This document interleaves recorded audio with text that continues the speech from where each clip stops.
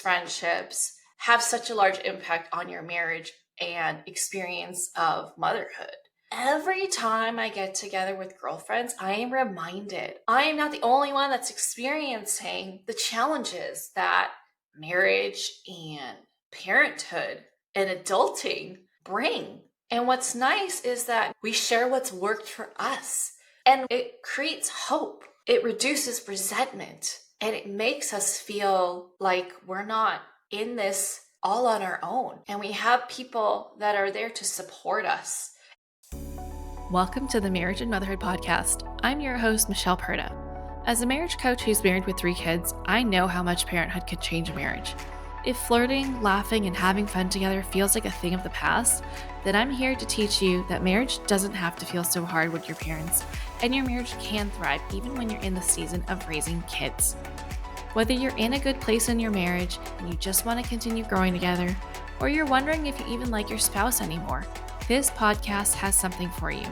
Join me here each week as we dive into what it takes to help your marriage grow, and maybe even do a 180.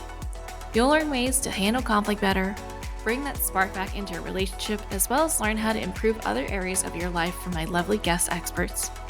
Are you ready for the next stage of your life and marriage? Let's dive in. Hello. Welcome back to another episode of the Marriage and Motherhood podcast. In this episode, I'm going to be talking about something that you might have let wither away unintentionally, that I want to encourage you to just reflect on and consider bringing back to the forefront. And that is the power of having girlfriends, having this regular outlet and connection outside of your family life, because it has such a big impact on your experience as a wife, as a mom. And too often are we considering this time away from our homes, time away from our loved ones, as something that's a luxury, as something that's non-essential and indulgent. And so I'm going to use this episode to unpack just how supportive it is to our lives, to our well-being, to have close female friendships that meet our emotional needs, that our partner can't, that help us recharge, help us remember who we are outside of being a mom, outside of being a wife. And I'm going to share how these connections actually make you more of who you want to be, more of that version of yourself that you wish you were more often, the one who's patient, grounded, fulfilled, full of gratitude, nurturing, loving, fun. Okay? So this episode is inspired by a recent trip I took to Mexico City with my really longtime girlfriends who I've been friends with for over 2 decades now.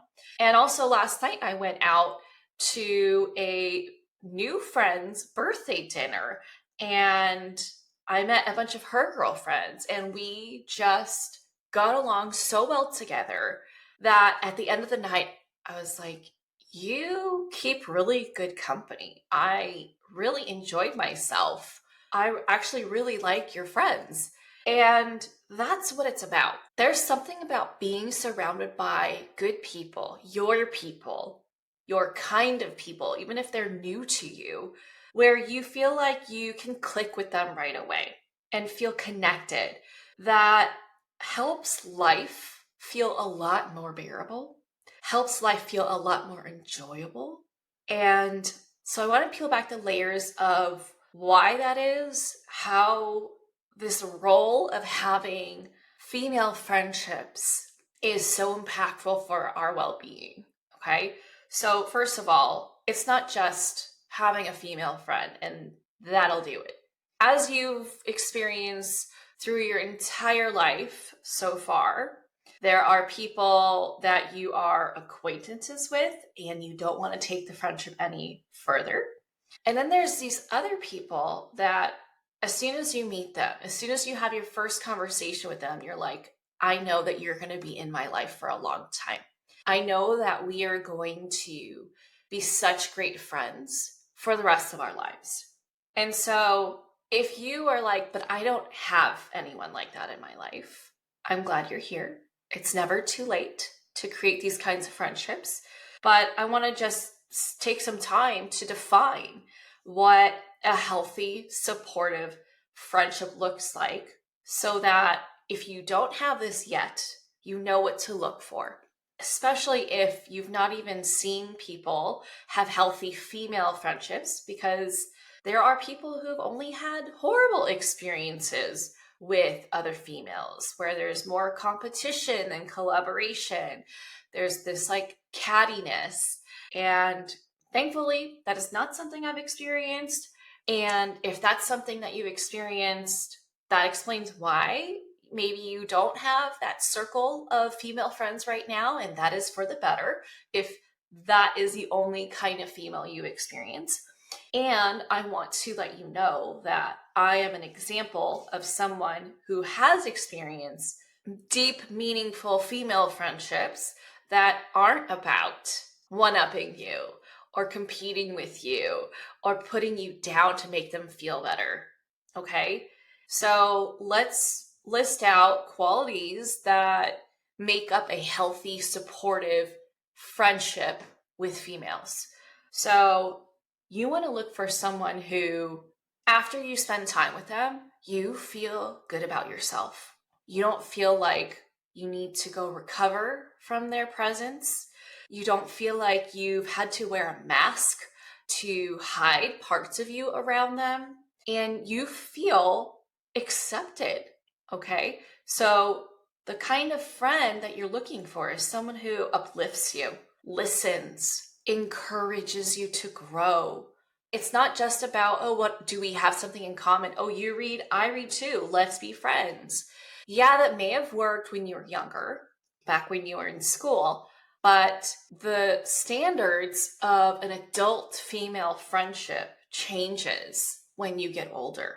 As kids, people will be your friends just for having something else in common, like you're in my classroom. Like I have a kindergartner, all of her classmates are considered her friends.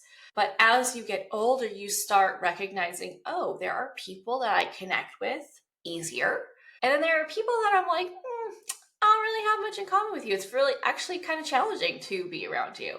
And that's no different when we become adults. And it's even more critical to be really discerning when our life shifts into this phase where our time and our energy is limited. We have to treat it like it is the limited resource that it is. So whoever and whatever we devote our limited resource of time towards, it has to be worth it for us, because otherwise we could be getting something else done.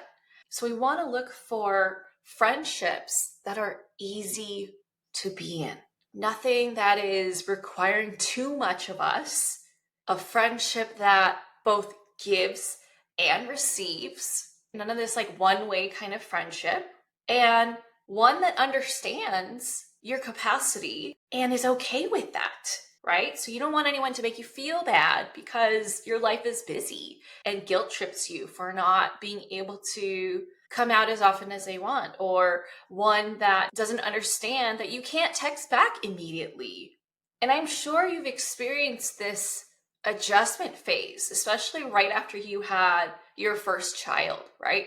It is so easy for friendships to drift away or become more distant when your life just exponentially becomes busier, because you have a lot more to do. You don't have the capacity to plan. And maybe if you're not used to it, you might think, well, that takes a lot of work for me to go do that, right? For me to line things up, to work with my spouse. I don't want to put more on him, or this is too much work. I'd rather just stay at home, right? And while that is all true, I also want you to see the other side of things, because when you say yes to something, like I'm going to stay at home, I would rather not put in that extra effort to go make plans with someone, or take extra effort to say yes to a plan and actually do it, you are saying no to something else, right? So whenever you say yes to something, you are saying no to something else. That's a natural consequence of our choices. But here's the thing, we as humans need connection. And you might say, well, yeah, that's where my spouse and my kids come in. Yes, they do offer connection. And we also need connection beyond what we receive from them, beyond what we nurture with them. This is just how we are. Because the alternative is when we don't nurture that, we lose sight of ourselves. This is how a lot of us lose our identity. We forget who we are. We forget what we enjoy. We forget how to be around people. We forget how to socialize, right? Because we are basically living in a rinse and repeat type of life. Wake up, get the kids ready, send them off to school, go do work, pick them up from school, take them to the activities, make dinner, clean up, get them ready for bed, get them ready for school, go to bed, and you wake up and do it all over again. And then maybe you have some variety on the weekend where maybe you sleep in and then you go do something as a family. And then, again, make dinner, get them ready for bed, go to sleep, wake up and do it all over again. Times 52 weeks a year. It becomes mundane, right? And when things become too routine and there is no variety in your life, that's where you can start to feel a little stuck. That's where you can start to feel like you've got nothing to talk about with your partner. And so I want to share just why having these friendships have such a large impact on your marriage and experience of motherhood. Having friends helps us with our emotions and our perspective. Being able to vent, process, expand our perspective helps us not bring all that junk to our partner or to our kids, right? That's where we can really work through things with people we trust that have our backs and really care about us. Girlfriends provide that for us.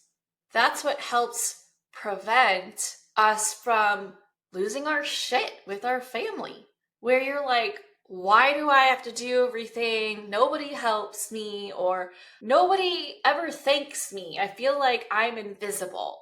Or insert whatever it is that you feel like you're constantly saying to your family when you feel resentful.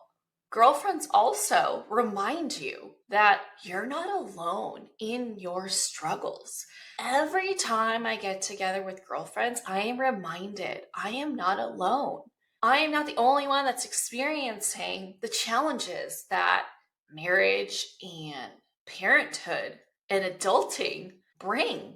And what's nice is that not only do we get to vent, not only do we get to commiserate together, we also create this think tank amongst us where we share what's worked for us.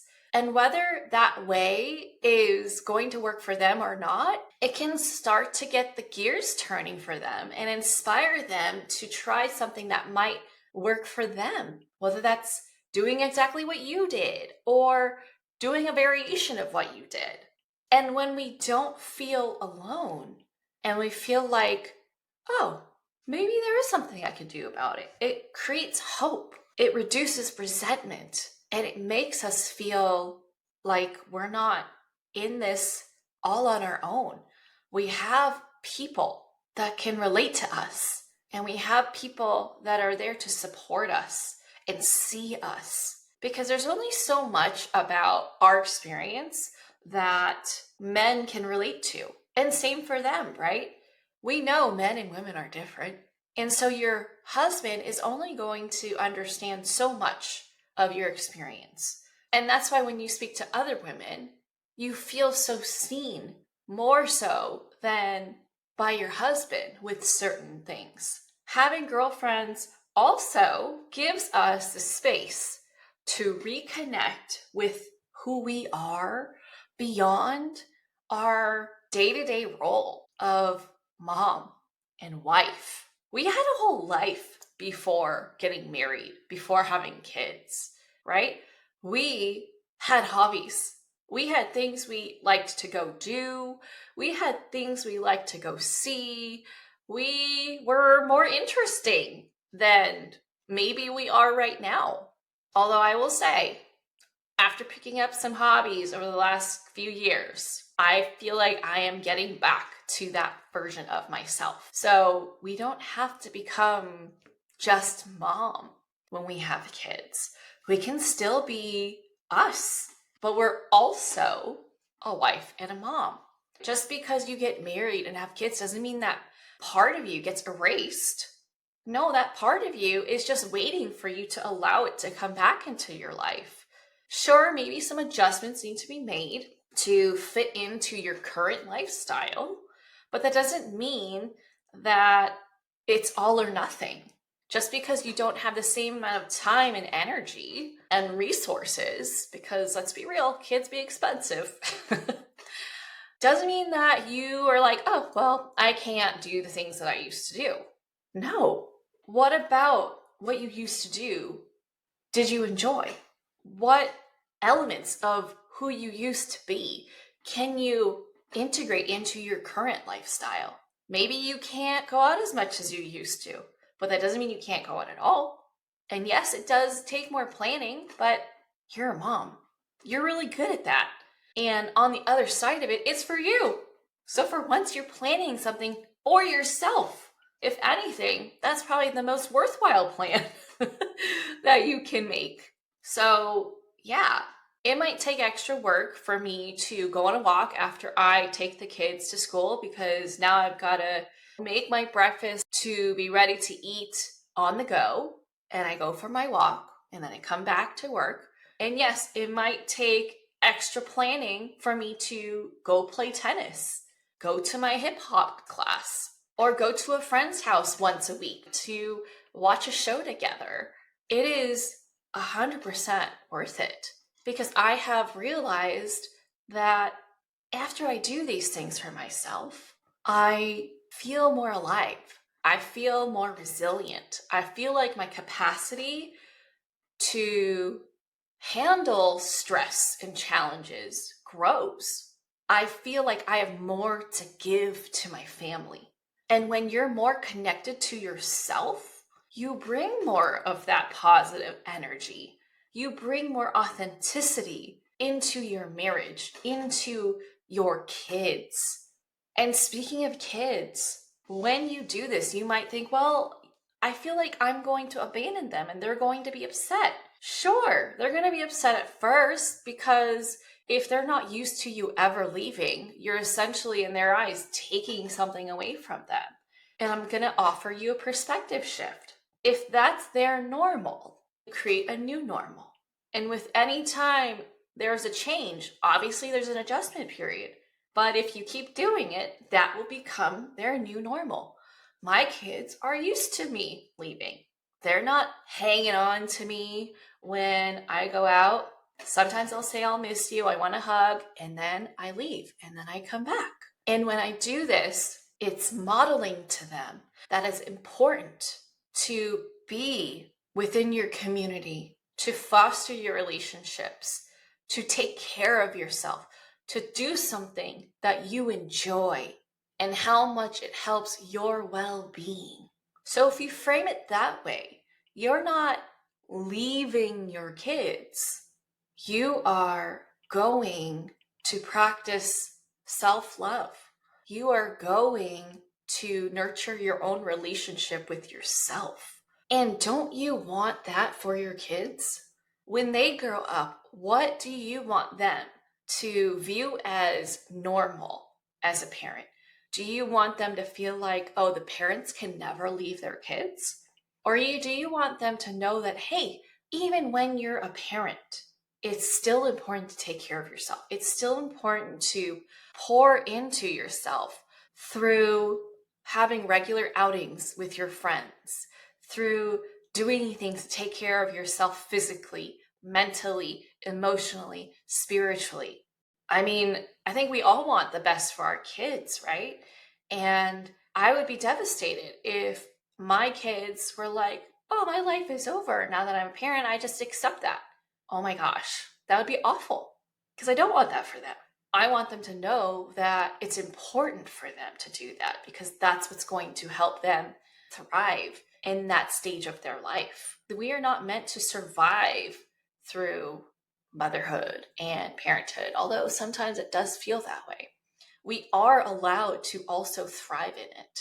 Another thing that I want to throw out there that is often misunderstood about the role that our marriage plays for us. A lot of times people believe that in marriage, you complete each other. And as romantic as that sounds, that's actually codependency. And what I want to offer you is a different perspective that no one person can meet all your needs. And expecting your partner or your partner expecting of you to fulfill all needs that you have creates a lot of pressure, resentment, and disappointment. And so that's where friends can come in. They can fulfill different things that you are needing that your partner doesn't because they're just not wired that way. So with friends, they can fulfill your social need, some of your emotional needs, your creative needs that can complement your marriage. Not a full replacement, but complement because it's important to have both, right? We're going to nurture our marriage and our friendships. And that's what makes life richer, right? Our relationships, the quality of our relationships, including the one we have with ourselves, that's what makes life better. So I want you to start considering how can you make time to have more regular connection with your friends, whether that's phone calls, texts, actually meeting up, going on vacation together. How can you schedule regular connection? It doesn't have to be every week. It could be a monthly dinner. It could be a quarterly dinner.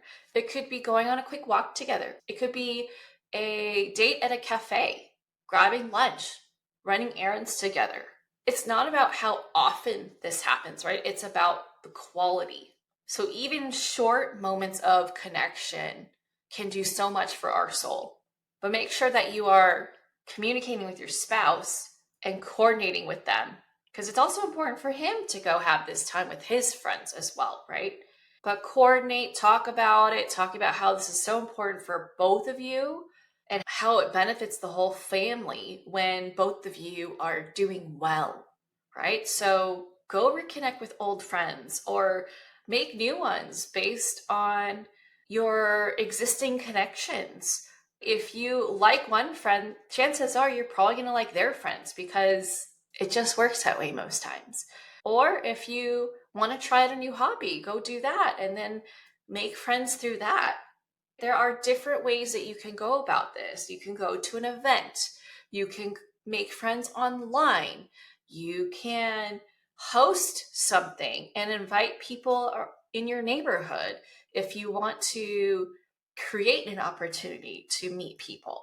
There's a lot of ways that you can do this. And so, all that to say, if you're feeling drained, resentful, and rely on your spouse for everything to fulfill all of your needs, to be your sole emotional support system, if you miss feeling seen for who you are, not just what you do, if you feel lonely even though your life is full, or if you crave deeper conversations that go beyond family logistics, then consider spending more time with good friends. Because time with friends, just like self-care, is not selfish. It's an act of self-love that strengthens every other relationship that you have because it all starts with our relationship with ourselves. When we have a good relationship with ourselves, all of our other relationships benefit, right? So, girlfriends can help your well-being. And I'll end this with a cliche. You can't pour from an empty cup, and girlfriends can help keep that cup full. All right? Food for thought. Take some time, consider what ways you can start to integrate more of that girlfriend time into your life so that you can thrive through marriage and motherhood. And that's all I got for you today. If you know someone that could benefit from listening to this episode, please share this with them. Better yet, tag me in your stories so I can give you a shout out. If you love this show, please leave a rating and review on Spotify or Apple Podcasts. I would so appreciate that. That is what helps this show grow and helps more people like you get the support that they need. And I will catch you back here on the next episode. Bye. That's it for this episode. I hope you enjoyed it as much as I enjoyed making it. If you did, please send me a message over on Instagram at Michelle Perta Coaching to let me know what you loved most about it. Hearing from my listeners is my absolute favorite. And if you've been loving this podcast, please leave a rating and review. This will help people like you find the show and get the help they need. Catch you here on the next episode. Bye.